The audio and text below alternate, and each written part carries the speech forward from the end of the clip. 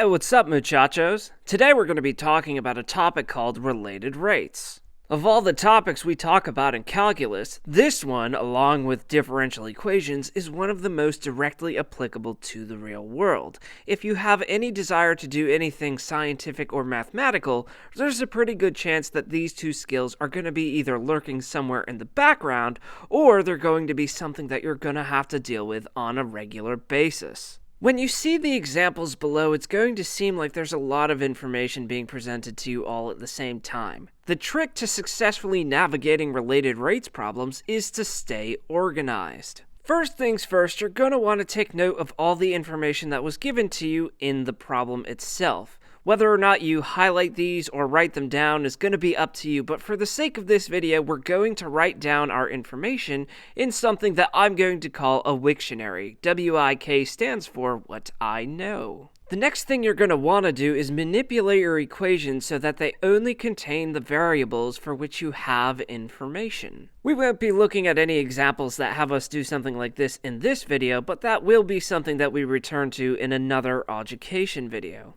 Once all your information is organized, you're going to differentiate both sides of your equation with respect to time. This means doing d over dt to both sides. Finally, you're going to plug in all of your given values. We're going to use our Wiktionary to help us do that, and then solve for the differential or the variable that the problem wants you to find. Alright, muchachos, let's go ahead and see how this looks out in the wild. Our first example reads, water is pouring into a conical tank at a rate of 700 cubic meters per hour. The rate of change in the height is 6 meters per hour when the height is 10 meters and the radius is 9 meters. At what rate is the radius changing at this time? We have a formula here that tells us the volume of a cone, that is V is equal to 1/3 pi r squared times h. Understandably, there's a lot of information to unpack here, so let's go through this problem and first highlight the information that we have, and then we'll organize it in something that we call a Wiktionary. In the first sentence, we're given a rate of change in the volume. This is 700 cubic meters per hour. In the next sentence, we're given the rate of change in height at 6 meters per hour. We're given the height itself at 10 meters, as well as the radius, which is 9 meters, like we see here. We're also given our volume formula, V equals 1/3 pi r squared h. So now what we're going to do is take all of this information and put it into our Wiktionary. We'll label it as WIK, and then we'll write down all the information. Because it's so important, we're usually going to start by writing down the formula that was given to us in the problem. We may or may not have to manipulate this sometimes. In our case, we don't really have to do that. Since we were given the rate of change in volume as a differential, this means that we have dV over dt, and that was 700 cubic meters per hour. The rate of change in height we'll label as dH over dt, that was 6. We were also given regular h, which is 10, and regular r, which is equal to 9. It's also good to acknowledge the thing that you're trying to find. The problem wants us to find the rate of change in the radius, also known as dr over dt. Next, what we're going to do is we're going to take our formula and differentiate both sides with respect to time. In other words, we're going to do d over dt to both sides.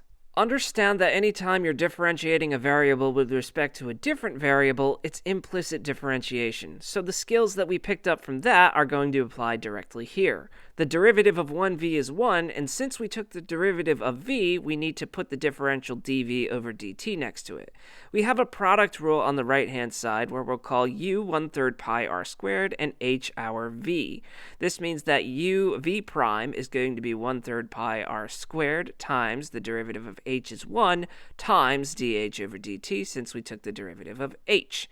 Then we do h times the derivative of u. That's going to be 2/3 pi times r times, since we took the derivative of r, dr over dt.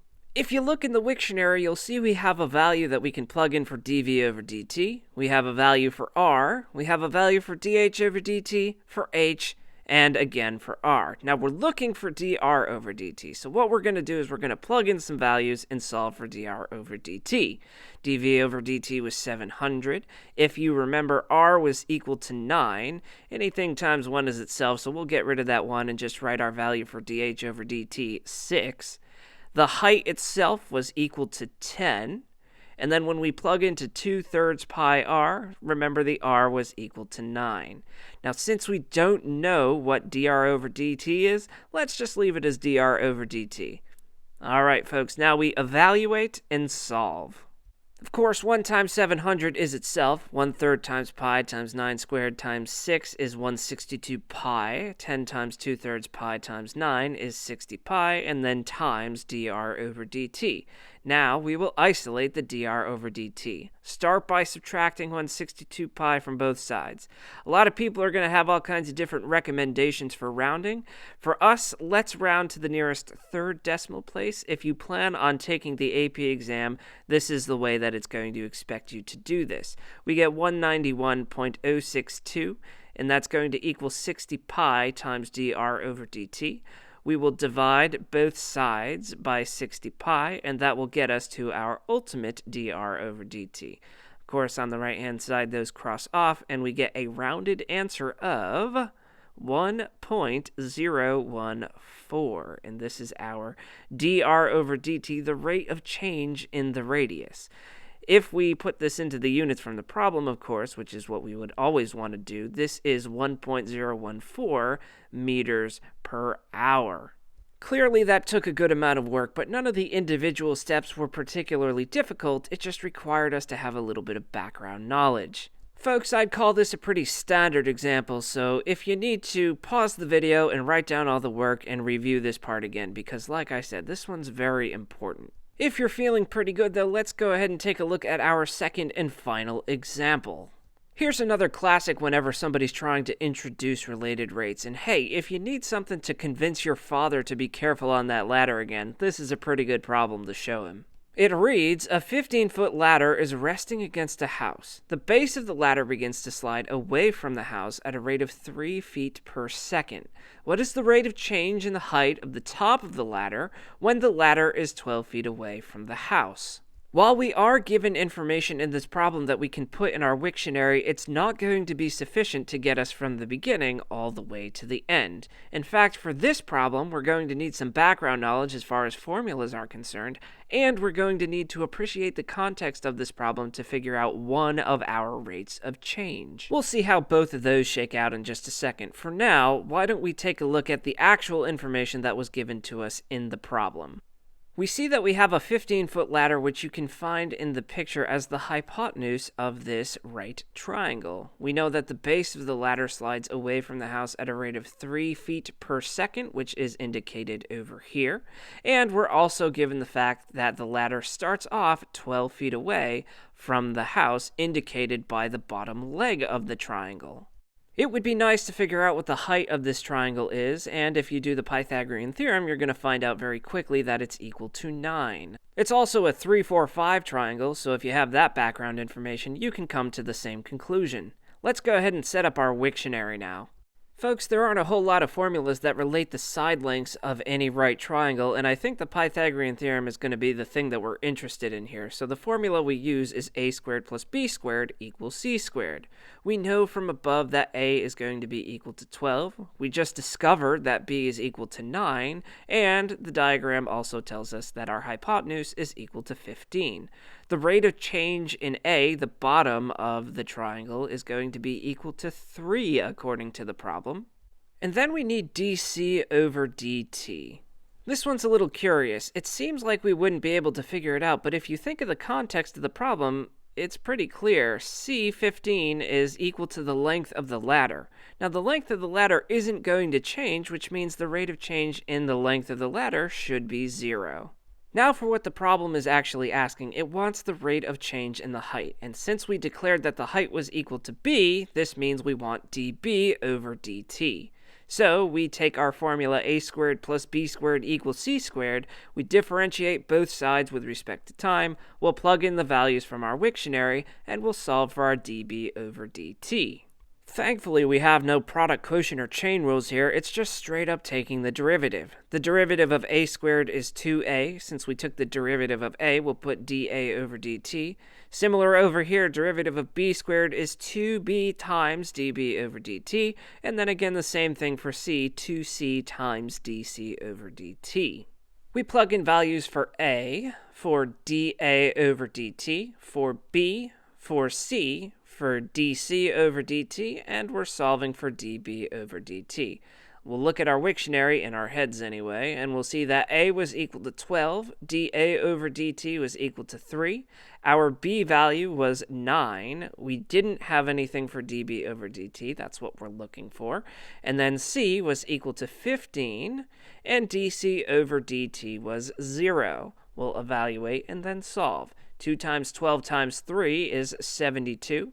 2 times 9 is 18 times dB over dt is, well, 18 times dB over dt. And anything times 0 is 0. To solve for dB over dt, start by subtracting 72 from both sides. This is going to give us 18 times dB over dt on the left, and that's going to equal negative 72. We will divide both sides by 18 to get dB over dt by itself. Those cross out, and we get a final answer of dB over dt is equal to negative 4. In the units given in the problem, that would be negative 4 feet per second. So the ladder is falling at a rate of negative 4 feet per second. That actually sounds pretty fast and a little bit painful. And there you have it, 2 examples of related rates problems. Again, the key to these problems is going to be staying organized. Write down a Wiktionary. I'm telling you, if you have it there and you have all the information organized, the problem may be a lot of work, but at least you'll be able to keep track of what you have. In other words, it's going to become routine. And what's that routine? Well, you take the derivative with respect to time on both sides, that's d over dt on both sides, you plug in the values from the Wiktionary, and then you solve for the missing piece of information, whether it's an actual variable, or in most cases, it's going to be a rate of change. And of course, like always, practice is going to make perfect. If you feel overwhelmed, just keep practicing it. Trust me, it'll come together. Folks, that's everything that I think I need to tell you today. Watch this video again if you need a review. Thank you for coming, and we'll see you next time. Later!